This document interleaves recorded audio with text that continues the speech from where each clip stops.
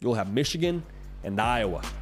Michigan favored by 23 points, 8 Eastern on Fox, Indianapolis, Indiana, Lucas Oil Stadium, the house that Pat McAfee built.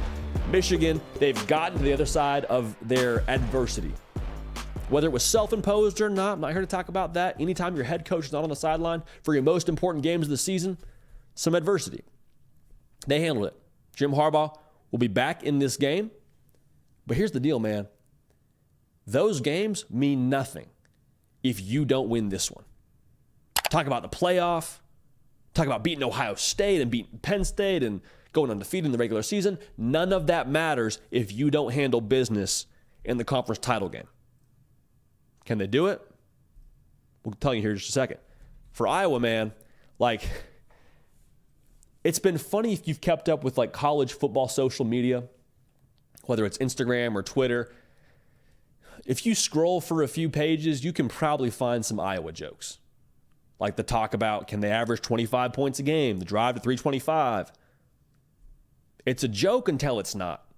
It's a joke until Iowa beats you. Okay? And with Iowa, I think there's some quiet confidence. They don't need anyone's approval. They don't care about what you think about their offense. They don't care about what you think about how they win games. They don't care about the spread. 23 points, they could take it or leave it.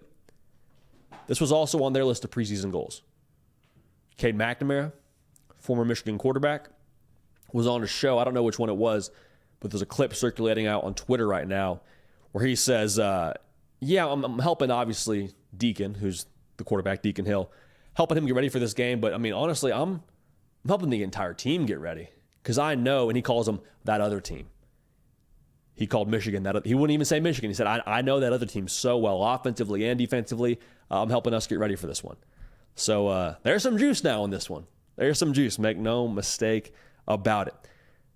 As we always say now, double-digit point spread. What are the non-negotiables?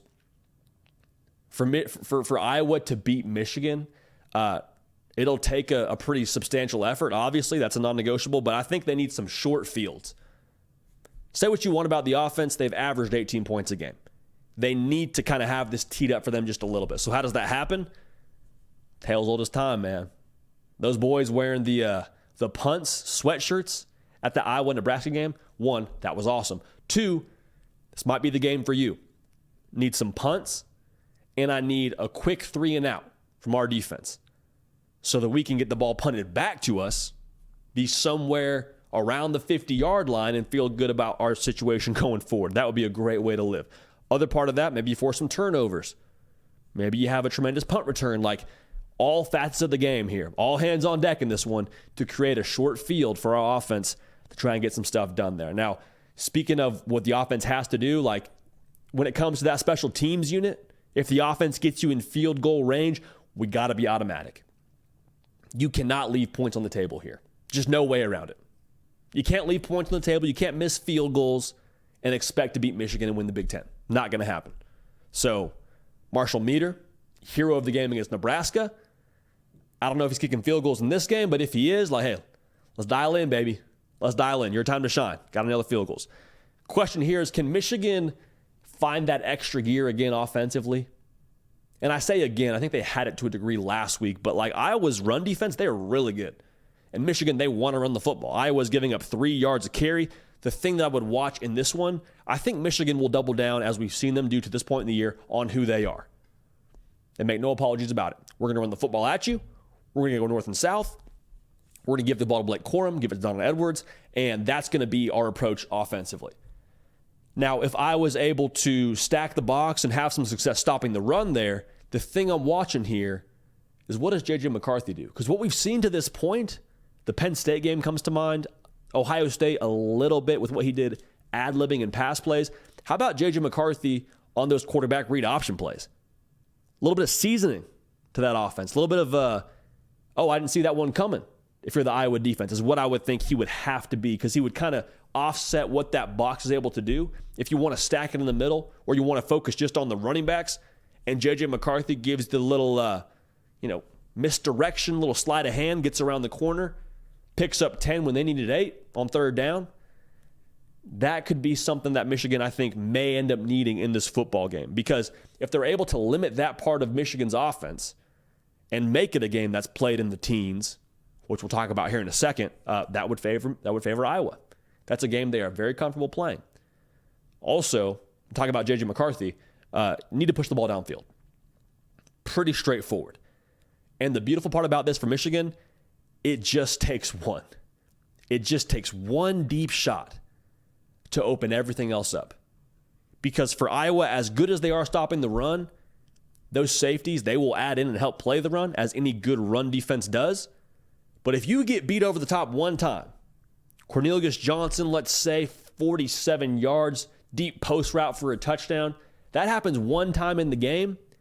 If I'm playing safety for Iowa, I have a little bit of that mind game going on. A little bit of hesitation now whenever I trigger to play a run, because I got burned on play action last time. And if you can make them hesitate, that gain that was going to be a 4-yard gain because the safety came up and helped add in on a knockback tackle, Blake Corum keeps those legs churning and pushes through without that safety adding in quite as quickly, becomes 6 yards. Very big difference living in 2nd and 6 and 2nd and 4. Okay, so keep an eye on that one. Also, pretty important to say, if they're able to have that deep shot in the game, by nature of what we know from Iowa, you're probably playing with a lead if you're Michigan. Now, offensively for Iowa, we're going to talk about y'all a little bit too, man. Like, can Iowa pick at that scab that Ohio State, I think, opened up a little bit? Because Michigan, don't get it twisted, really good run defense statistically. But to the same token, Ohio State, I felt like maybe, just maybe, put something on tape that Iowa could, I don't know if take advantage of is the right word, because it's a different style, but I mean, I would at least test it if I'm Iowa. Like, there was a drive there, 8 straight runs for Ohio State. They were the more physical outfit on that drive, forced the issue, and pushed Michigan off the line of scrimmage. Like, that was something we all saw happen. Now, I say it's a different kind of game because Ohio State had the luxury of having the best player in college football, Marvin Harrison Jr., line up out wide for you. You got to worry about that. But still, for Iowa, I think that would be the way that they would like to approach this thing. They're a 57% run team. If they can get a little bit of momentum there, maybe you keep that game low scoring. Maybe you keep Michigan within arm's reach. Maybe you keep the Michigan offense off the field. And, hey, heck, we might have a game in the fourth quarter here in Indianapolis. I think it's also worth noting now, you only get to play that style if you have some sort of lead over Michigan. And to be real, like, as good as Iowa's defense is, how multiple and how tested Michigan's offense has been the last couple of weeks, playing against a good front in Penn State and playing against a good Ohio State defense, I think Michigan's going to be able to establish a lead. I don't think Iowa's going to be able to keep pace with them. And honestly, I think for Michigan, we talked about the potential, just the human nature of having an exhale after the win over Ohio State, after getting your head coach back. I don't think there's that big exhale for Michigan in this game. I think the opposite, actually. I think there's blood in the water. I think they smell the finish line.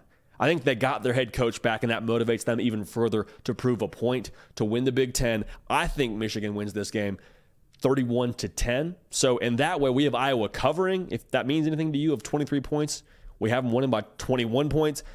We think Michigan wins. And not only does that take you back to the college football playoff, but I think the redemption tour is then very much still on for Michigan. Because we talked so much in the offseason about they got to get back to the college football playoff. They got to win a game in the college football playoff. They got to win the national championship for this year to be a success. A couple of years ago, Michigan talked a lot about being on their revenge tour. You know, beating Michigan State, beating Ohio State, and all that. Like, that was their goal for a while there. It's not about revenge. It's about redemption. It's about getting back to that spot where you lost to TCU a season ago and redeeming what went wrong. That's the reason a lot of guys came back. It's the reason why these guys came back, and Blake Corum and others within this operation. So, with that being said, we like Michigan to win the game, like them to win definitively, getting back to the college football playoff, and the redemption tour is very much so still intact for Jim Harbaugh and company. Hey y'all, thanks so much for watching. Subscribe to the channel here to make sure you don't miss an episode of The Hard Count. Also be sure to check out other videos on the On3 YouTube channel.